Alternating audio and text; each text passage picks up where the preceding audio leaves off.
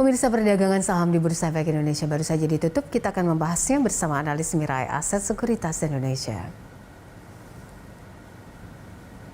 Ya, IHSG ditutup menguat ke level 6.660. Untuk membahas prospek IHSG ini kami sudah bersama dengan Christine Natasha, analis dari Mirae Aset Sekuritas Indonesia. Mbak Christine, bagaimana Anda melihat analisa secara teknikal dan juga fundamental untuk IHSG kita hari ini? Kalau secara teknikal, kita melihat bahwa pergerakan IHSG saat ini sedang berada di awal wave ketiga dari wave kelima dari wave A dari Elliott Wave. Ini berarti pergerakan IHSG akan berlanjut menguat untuk menguji resisten di 6.687 ya saat ini. Namun demikian, apabila penguatan IHSG belum mampu break resistance di 6.687, maka penguatannya akan relatively terbatas dan rentan untuk terkoreksi kembali ke supportnya itu di 6.480.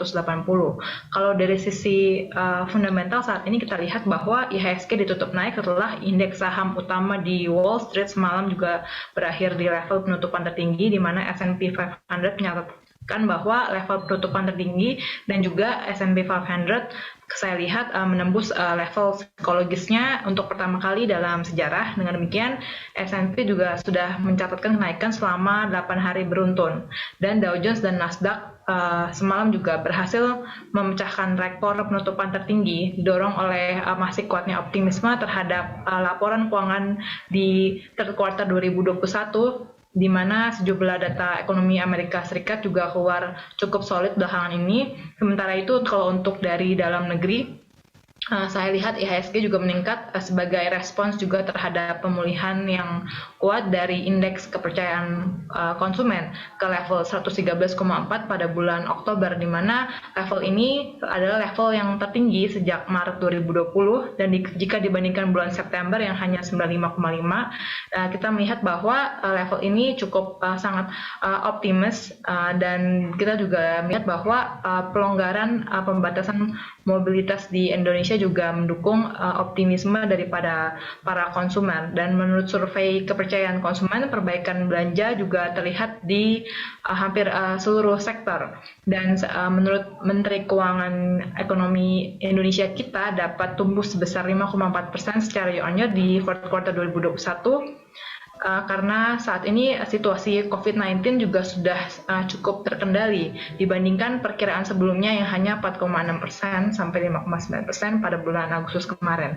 Jadi secara keseluruhan saya melihat bahwa sentimen-sentimen yang ada saat ini masih positif, apalagi kalau dilihat dari komoditas juga prospek peningkatan permintaan dari belanja infrastruktur Amerika Serikat juga mendorong harga-harga komoditas, di mana ini juga memberikan efek sentimen positif terhadap IHSG. Oke, apakah bisa IHSG ini akan bertahan dalam sepekan ini, Mbak Christine? Apa saja katalis positif mungkin yang dibutuhkan dalam sepekan ke depan? Saya lihat IHSG masih cukup mampu untuk bertahan di level 6.600 untuk pekan ini ya. Kalau saya lihat katalis yang dibutuhkan itu adalah penguatan dari USD IDR, lalu yang kedua adalah semakin menurunnya kasus penambahan harian COVID-19 di Indonesia dan juga pembukaan border nantinya. Dan saya lihat juga dengan penguatan harga-harga komoditas ini akan mendukung neraca perdagangan di Indonesia karena ekspansi dari ekspor seiring dengan peningkatan permintaan dari negara tujuan ekspor. Dan dari BPS juga melaporkan bahwa dari neraca perdagangan Indonesia sampai dengan September juga kembali mencatatkan surplus, dan jika kita melihat bahwa neraca perdagangan kembali surplus, nantinya juga akan memberikan sentimen positif juga. Dan saya lihat untuk harga komoditas juga masih akan memberikan sentimen positif terhadap IHSG.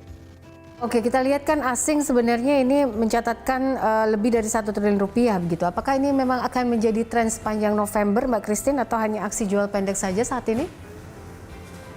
Saya lihat memang hal ini hanya akan sementara. Karena saya melihat juga bahwa memang kalau di kuartal keempat memang yang biasanya bulan-bulan yang menguat itu sebenarnya di bulan Oktober dan juga bulan Desember. Dan sementara di bulan November IHSG cenderung untuk bergerak mix, dan saya melihat bahwa ini adalah aksi ambil untung, dan walaupun melemah juga koreksinya akan cukup wajar karena penguatan di bulan Oktober kemarin juga sudah cukup signifikan gitu. Jadi saya melihat memang masih ada potensi untuk melemah, walaupun kita lihat tergantung dari data-data GDP dan sebagainya yang akan dirilis nantinya, yang memberikan sentimen positif gitu terhadap pergerakan dari IHSG, di mana juga kalau kita lihat kasus COVID-19 saat ini juga sudah cukup melandai. Jadi saya melihat pelemahannya juga akan terbatas. Oke, dengan ini pelaksanaan tapering the Fed saat ini bagaimana potensi perputaran saham di IHSG? Ya, memang The Fed mengindikasikan bahwa mereka perlu melakukan tapering dan mengulangi pembelian obligasi yang saat ini di mana akan dilakukan di akhir tahun 2021. Namun kalau kita melihat dulu di tahun 2013 sebelum The Fed tapering terjadi di tahun 2013, IHSG memang sempat koreksi selama beberapa bulan. Ini akibat derasnya arus keluar modal asing dari ekuitas Indonesia selama perdebatan mengenai tapering tersebut. Namun ketika The Fed mulai melakukan tapering di Desember 2013, IHSG malahan mulai pulih. Dan kita berpikir bahwa dampak dari tapering The Fed saat ini terhadap ekuitas Indonesia seharusnya juga nggak separah tapering yang terjadi pada tahun 2013, mengingat bahwa arus masuk asing ke ekuitas Indonesia dari quantitative easing saat ini juga secara signifikan lebih rendah dibandingkan quantitative easing pasca krisis keuangan di tahun 2008. Dan yang kedua, kalau kita lihat bahwa Indonesia punya makroekonomi saat ini juga jauh lebih baik dibandingkan tahun 2013.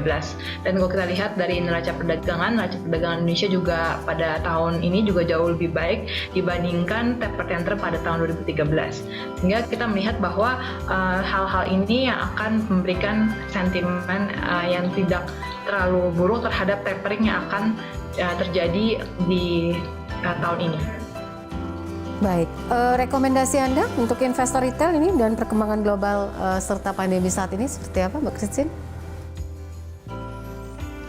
Untuk investor retail, kalau saya lihat kemungkinan untuk bagi yang memiliki cash yang cukup banyak, rekomendasi saya adalah buy on weakness untuk saham-saham yang memiliki strong fundamental seperti perbankan.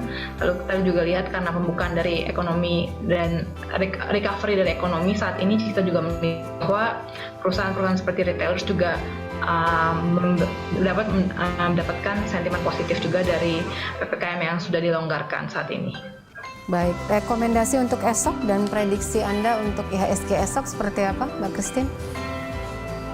Untuk IHSG besok saya melihat bahwa akan menguji resistensinya itu di 6.687, dan itu karena itu adalah resisten kuatnya, dan saya lihat besok akan cenderung bergerak menguat namun terbatas, dan rekomendasi saya itu adalah saham-saham retailer seperti APPF, MAPI, MAPA, MPPA, lalu juga saya melihat ada perbankan seperti BBCA, BRI, BBNI, dan juga MNCN.